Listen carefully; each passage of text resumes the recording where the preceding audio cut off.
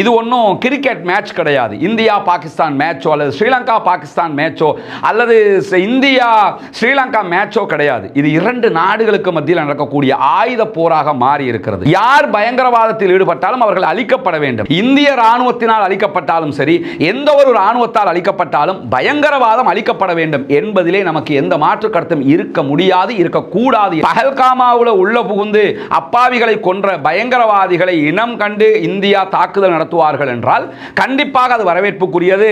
இதே நேரத்தில் இந்தியா நேற்று நடத்திய சிந்தூர் அட்டாக்கை பொறுத்தவரையில் எந்த இடத்திலும் பாகிஸ்தான் மிலிட்டரி பேஸுகளை அவங்க இலக்கு வைத்து தாக்குதல் நடத்தவில்லை. பாகிஸ்தானுடைய ராணுவத்தின் மீது அவர்கள் தாக்குதல் நடத்தவில்லை.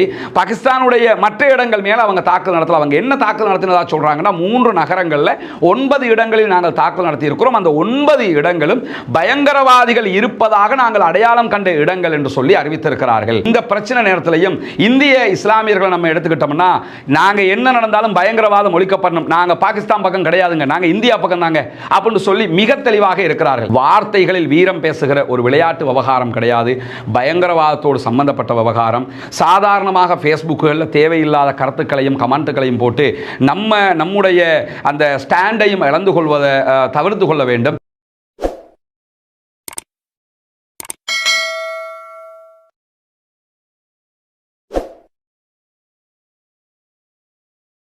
அன்பிற்கினிய சகோதர சகோதரிகளே, நம் அனைவர் மீதும் ஏக இறைவனுடைய அமைதியும் கருணையும் உண்டாகட்டுமாக. அஸ்ஸலாமு அலைக்கும் வரஹ்மத்துல்லாஹி வபரகாத்துஹு. இன்றைய இந்த வீடியோ பதிவு என்பது ஒரு முக்கியமான விவகாரத்தை பற்றி பேசக்கூடிய பதிவாக இருக்கிறது. நமக்கெல்லாம் தெரியும், ஏப்ரல் மாதம் 22ஆம் தேதி இந்தியாவினுடைய கட்டுப்பாட்டில் இருக்கக்கூடிய காஷ்மீர் பகுதிகளில் பாகிஸ்தானிலிருந்து ஊடுருவிய ஆயுததாரிகள் நடத்திய தாக்குதல்களில் சுமார் 26 சகோதரர்கள் கொல்லப்பட்டிருக்கிறார்கள். அதே நேரத்தில் 20க்கு மேற்பட்ட சகோதரர்கள் அப்பாவிகள் படுகாயம் அடைந்திருந்தார்கள். இந்த தாக்குதல் என்பது யாருமே ஏற்றுக்கொள்ள முடியாத ஒரு பயங்கரவாத தாக்குதல் என்பதில் எந்த மாற்று கருத்தும் இல்லை. பயங்கரவாதம் ஒழிக்கப்பட வேண்டும், தீவிரவாதம் இல்லாத ஒழிக்கப்பட வேண்டும், பயங்கரவாதமும் பயங்கரவாதிகளும் அற்ற பூ உலகு திரும்ப வேண்டும் என்பதுதான் அனைத்து மனிதநேயத்தை நேசிக்கக்கூடிய மக்களுடைய எதிர்பார்ப்பாக இருக்கிறது. இந்த நிலையில் இந்த பயங்கரவாத தாக்குதலை நடத்தியவர்களுக்கு எதிராக நடவடிக்கைகளை எடுப்போம் என்று இந்தியா தற்போது சிந்தூர் அட்டாக் என்கிற ஒரு தாக்குதலை ஆரம்பித்திருக்கிறார்கள். முதல் கட்ட தாக்குதல் நேற்று நடந்தது தொடர்பாக தனியான ஒரு வீடியோவை நம்ம வெளியிட்டிருக்கிறோம். இதே நேரத்தில் இந்தியாவுக்கு நாங்கள் பதிலடி கொடுப்போம் என்று சொல்லி பாகிஸ்தானுடைய ராணுவமும் எல்லை தாண்டிய தாக்குதல்களை நடத்தி கொண்டிருக்கிறார்கள் என்கிற செய்திகள் தொடர்ந்து வெளிவந்து கொண்டிருக்கிறது. இன்றைக்கு எல்லை தாண்டிய தாக்குதல்கள் சிலது நடைபெற்றிருக்கிறது என்கிற செய்திகளையும் நம்ம பார்க்க முடிகிறது. இப்படி இரண்டு நாடுகளுக்கும் இடையிலான உக்கிரமான ஒரு போர் சூழல் உருவாகி இருக்கிறது. இரண்டு நாடுகளும் ஆயுதங்களை வாங்கி கொண்டிருக்கிறார்கள். இரண்டு நாட்டிலும் அணு ஆயுதங்கள் இருக்கிறது. அணு ஆயுதத்தை வைத்துக் கொண்டிருக்கக்கூடிய இரண்டு நாடுகள் சண்டையிட்டால் என்ன நடக்கும் என்பதை நம்ம கற்பனை கூட பண்ண முடியாது. யாராவது ஒருத்தர் முந்திக்கிட்டு அணு ஆயுதத்தை யூஸ் பண்ணிட்டாங்கன்னா அத்தனையும் பொதுமக்கள் தான் அழிந்து சாக போகிறார்கள். எனவே இது ஒரு ஆபத்தான ஒரு பயங்கரமான நிலை என்பதில் எந்த விதமான ஒரு மாற்றமும் கிடையாது. இப்படியான சூழ்நிலையில் தமிழகத்தை சேர்ந்த சகோதரர்கள் சமூக வலைதளங்களில் சொல்லக்கூடிய எழுதக்கூடிய ஒரு செய்தியை நம்ம தொடர்ந்து பார்த்து வர்றோம். குறிப்பாக தமிழகத்தினுடைய மனிதநேய ஜனநாயக கட்சியினுடைய பொதுச் செயலாளர் தமிமுன் அன்சாரி அவர்கள் தனி பதிவு ஒன்றையும் வெளியிட்டிருக்கிறார். என்ன சொல்றாருன்னா, இலங்கை இஸ்லாமிய சகோதரர்கள் பாகிஸ்தான் இந்தியா இந்த முருகல்ல கொஞ்சம் நிதானமாக நடந்து கொள்வது நல்லது என்கிற ஒரு அறிவுரையை சொல்லியிருக்கிறார். ஒரு அருமையான அறிவுரையும் கூட. பல தமிழக சகோதரர்களும் இந்த அறிவுரையை தான் சொல்லுகிறார்கள். முதல்ல இந்த சம்பவத்தில் இலங்கை இஸ்லாமிய அல்லது இலங்கை சகோதரர்களுடைய நிலை என்னங்கிறத நம்மளை நாமளே சுய பரிசோதனை செய்து புரிந்து கொள்ள வேண்டியிருக்கிறது. இரண்டு நாடுகளுக்கு இடையில் ஒரு சண்டை வருகிற போது அங்கே கொல்லப்படுகிறவர்கள் கண்டிப்பாக பொதுமக்கள் தான் அதிகம் இருப்பார்கள் என்பது அத்தனை பேருக்கும் தெரியும். இலங்கையை பொறுத்தவரையில் இலங்கையில் இருக்கக்கூடிய இஸ்லாமியர்கள் என்றைக்கும் பயங்கரவாதத்தை எதிர்ப்பவர்கள், தீவிரவாதத்தை எதிர்ப்பவர்கள். குறிப்பாக ஜஹரான் ஹஷீம் என்கிற ஒரு பயங்கரவாதி இலங்கையிலே ஈஸ்டர் தினத்தை இலக்கு வைத்து நடத்திய தாக்குதலில் அவனுக்கு எதிராக அவன் இப்படி ஒரு தாக்குதலை நடத்த போகிறான் என்கிற செய்திகளை சொன்னவர்கள் இஸ்லாமிய சமூகத்தை சேர்ந்தவர்கள் பாதுகாப்புத்துறைக்கு அந்த செய்திகளை கொண்டு போய் ஒப்படைத்தார்கள்.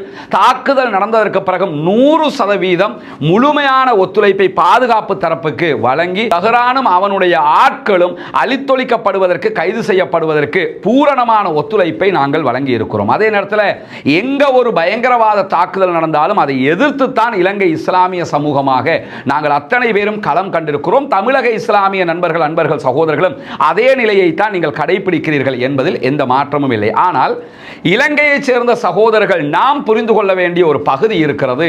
தமிழக சகோதரர்கள் சொல்வதைப் போல அது என்ன பகுதி என்று சொன்னால், இது ஒன்றும் கிரிக்கெட் மேட்ச் கிடையாது. இந்தியா பாகிஸ்தான் மேட்சோ அல்லது ஸ்ரீலங்கா பாகிஸ்தான் மேட்சோ அல்லது இந்தியா ஸ்ரீலங்கா மேட்சோ கிடையாது. இது இரண்டு நாடுகளுக்கு மத்தியில் நடக்கக்கூடிய ஆயுத போராக மாறி இருக்கிறது.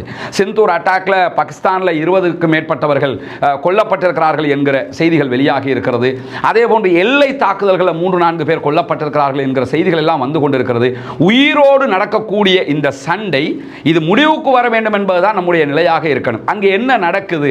கரெக்டாக பஹல்காமாவில் அட்டாக் பண்ணியவங்க பயங்கரவாத செயலில் ஈடுபட்டிருக்கிறார்கள் என்பதையெல்லாம் நம்ம புரிதலுக்கு உட்படுத்திக் கொள்ள வேண்டி இருக்கிறது. யார் பயங்கரவாதத்தில் ஈடுபட்டாலும் அவர்கள் அழிக்கப்பட வேண்டும். இந்திய ராணுவத்தினால் அழிக்கப்பட்டாலும் சரி, எந்த ஒரு ராணுவத்தால் அழிக்கப்பட்டாலும் பயங்கரவாதம் அழிக்கப்பட வேண்டும் என்பதிலே நமக்கு எந்த மாற்று கருத்தும் இருக்க முடியாது, இருக்கக்கூடாது என்பதில் நம்ம தெளிவாக இருக்கணும். எனவே பஹல்காமாவில் உள்ள புகுந்து அப்பாவிகளை கொன்ற பயங்கரவாதிகளை இனம் கண்டு இந்தியா தாக்குதல் நடத்துவார்கள் என்றால் கண்டிப்பாக அது வரவேற்புக்குரியது. இதே நேரத்தில் இந்தியா நேற்று நடத்திய சிந்தூர் அட்டாக்கை பொறுத்தவரையில் எந்த இடத்திலும் பாகிஸ்தான் மிலிட்டரி பேஸுகளை அவங்க இலக்கு வைத்து தாக்குதல் நடத்தவில்லை. பாகிஸ்தானுடைய ராணுவத்தின் மீது அவர்கள் தாக்குதல் நடத்தவில்லை. பாகிஸ்தானுடைய மற்ற இடங்கள் மேல அவங்க தாக்குதல் நடத்தல. அவங்க என்ன தாக்குதல் நடத்தினதா சொல்றாங்கன்னா, 3 நகரங்களில் 9 இடங்களில் நாங்கள் தாக்குதல் நடத்தி இருக்கிறோம். அந்த 9 இடங்களும் பயங்கரவாதிகள் இருப்பதாக நாங்கள் அடையாளம் கண்ட இடங்கள் என்று சொல்லி அறிவித்திருக்கிறார்கள். இதுதான் அவர்கள் அதற்கு சொல்லக்கூடிய நியாயமாகவும் இருக்கிறது. இந்த நிலையில பாகிஸ்தான் அரசாங்கம் இந்த பிரச்சனை வந்த நேரத்தில் நடந்து கொண்ட முறைகள் சர்வதேச அளவில் சில சங்கடங்களை மிக தெளிவாகவே உண்டாக்கி இருந்தது. குறிப்பாக பாகிஸ்தானுடைய டிஃபென்ஸ் மினிஸ்டர் பேசும்போது என்ன சொன்னார் என்று சொன்னா, பாகிஸ்தானுக்குள் பயங்கரவாதிகள் இருக்கிறார்களா இல்லையா, பாகிஸ்தான் பயங்கரவாதிகளுக்கு அடைக்கலம் கொடுக்கிறதா இல்லையா என்கிற கேள்விக்கு நாங்க சில பேருக்கு அடைக்கலம் கொடுக்க வேண்டி இருக்குது. எப்படி அடைக்கலம் கொடுத்துக்கிட்டு இருக்கிறோம்னா, அமெரிக்கா பிரித்தானியாவுடைய தேவைக்காக செய்து கொண்டிருக்கிறோம். எங்க தேவைக்காக நாங்க செய்யல. அப்ப எவங்களுடைய தேவைக்காவது இப்படி செய்யலாமா, இப்படி ஒரு அடைக்கலத்தை கொடுக்கலாமா என்கிற ஒரு கேள்வி எழுகிறதா இல்லையா? எனவே எங்கோ ஒரு இடத்துல மிக தெளிவான மிஸ்டேக் நடந்து கொண்டு இருக்கிறது. அப்பாவிகளை இலக்கு வைப்பதற்கு நீங்க யுத்தம் பண்ணணும்னா இந்தியன் போர்சஸோட யுத்தம் பண்ணணும், இந்தியன் ராணுவத்தோட யுத்தம் பண்ணணும். பாகிஸ்தான் போர்சஸே களமிறங்கி எங்க இடத்தை பிடிச்சிருக்கிறிய அல்லது எங்க இடத்துக்குள்ள உள்ள வர்றிய என்று சண்டையிடுவது என்பது வேறு. ஆனால் அப்படி சண்டையிடாமல் எங்கேயோ சுற்றுலா போன சுற்றுலா பயணிகள் மேல இலக்கு வச்சு துப்பாக்கி சூடு நடத்துவது என்பது எந்த வகையான ராணுவ நிலை பார்க்க முடியும். ஆனா பாகிஸ்தான் என்ன சொல்றாங்கன்னா, நாங்கள் ஒரு சுயாதீன விசாரணைக்கு தயாராக இருக்கிறோம் என்றும் சொல்லுகிறார்கள். இந்த ரெண்டுமே ஒன்றுக்கொன்று ஒரு முரணான பார்வையாக இருக்கிறது என்பதும் மாற்று கருத்தில்லை. சுயாதீன விசாரணைக்கும் தயாருங்கிறாங்க. ஆனா டிஃபென்ஸ் மினிஸ்டர் எங்க நாட்டுக்குள்ள சில பேரை நாங்க அடைக்கலம் கொடுத்து வச்சிருக்கிறோம்னு சொல்றாரு. என்ன மாதிரியான ஒரு நிலைப்பாடு யோசிக்க வேண்டி இருக்கிறதா இல்லையா? எனவே பாகிஸ்தான் தரப்புல இருந்து உள்ளே ஊடுருவி தாக்குதல் நடத்திய ஆயுததாரிகள் அழிக்கப்பட வேண்டும், பயங்கரவாதம் ஒழிக்கப்பட வேண்டும் என்பதில் இலங்கை முஸ்லிம்களுக்கு எல்முனை அளவுக்கும் எந்த விதமான மாற்று கருத்தும் இல்லை சகோதரர்களே. ஆனாலும் பேஸ்புக்ல நம்ம சில இடுக்கைகளை கமெண்ட்களை பார்க்க முடியுது. என்னன்னா, இறுதி யுத்தத்தில் எங்களுக்கு பாகிஸ்தான் தான் உதவியது, எனவே நாங்கள் பாகிஸ்தானுக்கு சப்போர்ட்டா இருக்கிறோம். இதுவெல்லாம் ஒரு நியாயமான கருத்தாக நம்ம பார்க்க முடியாது. இந்த இடத்துல பாகிஸ்தானா இந்தியாவா என்கிற நிலையை நம்ம எடுக்காமலே இருந்துடலாம். பொதுவாக ஒரு நியாயமான பார்வையோடு நம்ம பார்க்கணும். என்னன்னு சொன்னா, இது நடந்தது பயங்கரவாத தாக்குதல். அந்த பயங்கரவாத தாக்குதலுக்கு நாங்கள் பதிலடி கொடுக்கிறோம் என்று இந்தியா பதிலளிக்கிறார்கள். அந்த பதிலடியை மிக அவர்கள் லாவகமாக நாங்கள் பயங்கரவாதிகளுடைய இலக்கை நோக்கித்தான் அட்டாக் பண்ணுகிறோம் என்று சொல்லியிருக்கிறார்கள். அதற்கு நாங்கள் பதிலடி கொடுக்கிறோம் என்கிற பெயரில் இந்தியாவுடைய ரஃபேல் விமானங்களையே நாங்கள் சுட்டு வீழ்த்தியிருக்கிறோம் என்கிற செய்திகளையும் பாகிஸ்தானும் விடுத்திருக்கிறது. இப்படி 2 நாடுகளுக்கு மத்தியில் ஒரு சண்டை நடக்கிற போது நாம் அமைதி காக்க வேண்டும். ஏன்னா தமிமுன் அன்சாரி அவர்களுடைய அந்த கோரிக்கை அறிக்கையில் கவனிச்ச ஒரு விஷயம் என்னன்னா, நம்ம இங்க இருந்துகிட்டு இலங்கையில் உட்கார்ந்துகிட்டு ஏய் பாகிஸ்தான் ஜிந்தாபாத், பாகிஸ்தானுக்கு நாங்கள் ஆதரவா நிற்கிறோம் என்று நம்ம கருத்துக்களை சொல்லுவோம். ஆனா அங்க இருக்கக்கூடிய இதை புரியாத சில பேர் என்ன பண்றாங்கன்னா, இங்க தமிழ்ல போடக்கூடிய இந்த போஸ்டுகளை எடுத்து தமிழக இஸ்லாமிய சகோதரர்கள் தான் பாகிஸ்தானுக்கு ஆதரவாக இருக்கிறார்கள் என்கிற ஒரு கோணத்தை, ஒரு பார்வையை உண்டாக்குகிறார்கள். எனவே நாங்கள் என்றைக்கும் இந்திய முஸ்லிம்கள் இந்தியாவோடு தான் நாங்கள் நிற்கிறோம் நிலைப்பாட்டை நீங்க பார்க்க முடியும். அங்க இருக்கக்கூடிய அரசாங்கத்துக்கு எதிராக தமிழக முஸ்லிம்கள் இருந்தாலும், எந்த ஊர் முஸ்லிம்கள் இருந்தாலும் அரசாங்க அரசியல் ரீதியாக ஒரு அரசை ஏத்துக்கலாம் மறுக்கலாம் அவங்க. ஆனால் இந்தியா என்கிற ஒரு நிலை எடுக்கும்போது இந்திய முஸ்லிம்கள் இந்தியா பக்கம் தான் இருக்கிறார். இன்னும் சொல்ல போனா பாகிஸ்தான் இந்தியா பிரிவினையின் போது பாகிஸ்தான் எல்லைக்குள்ள இருந்தவர்கள் பாகிஸ்தானில் இருந்தார்கள். இந்திய எல்லைக்குள் இருந்த எந்த இஸ்லாமியர்கள் நாங்கள் பாகிஸ்தான் போறோம்னு சொல்லி போகல. அந்த அளவுக்கு அவர்கள் இந்தியாவை நேசித்தார்கள், இந்தியாவோடு இருந்தார்கள். அந்த அடிப்படையில் தான் இந்த பிரச்சனை நேரத்திலையும் இந்திய இஸ்லாமியர்களை நம்ம எடுத்துக்கிட்டோம்னா நாங்க என்ன நடந்தாலும் பயங்கரவாதம் ஒழிக்கப்படணும், நாங்க பாகிஸ்தான் பக்கம் கிடையாதுங்க, நாங்க இந்தியா பக்கம் தாங்க அப்படின்னு சொல்லி மிக தெளிவாக இருக்கிறார்கள். அப்படி இருக்கிற போது நாம் இங்கிருந்து கொண்டு நம்ம பாகிஸ்தானா நம்ம இந்தியாவா என்கிற பார்வைக்கு செல்லக்கூடாது. என்ன செய்தி வருகுதுங்கிறத பார்க்கிறோம், அந்த செய்தியை நம்ம கொடுக்கலாம் பார்க்கலாம், அது வேற. எந்த பக்கம் இருக்க முடியும் என்று சொன்னால் நியாயமாக பயங்கரவாதத்துக்கு எதிரான பக்கம். இங்க நடந்தது பயங்கரவாத தாக்குதல், யார் நடத்தினாலும் பயங்கரவாத தாக்குதல் நடந்திருக்கிறது. இந்த தாக்குதலை அந்த அரசு எப்படி எதிர்கொள்ள நினைக்கிறதோ அப்படி அவர்கள் எதிர்கொள்வார்கள். நமக்கு இதுல மூக்க நுழைக்கிறதுக்கோ கருத்து சொல்றதுக்கோ ஒண்ணுமில்லை. ரொம்ப கவனமாக செயல்பட வேண்டிய காலகட்டம், ரொம்ப நுணுக்கமாக செயல்பட வேண்டிய காலகட்டம். எடுப்பார் கை பிள்ளைகளாக ஒரு கமெண்ட்டை தட்டி விடுவீங்க, அல்லது ஒரு வீடியோவை போட்டுடுவீங்க, அல்லது ஒரு கட்டுரையை எழுதி விடுவீங்க.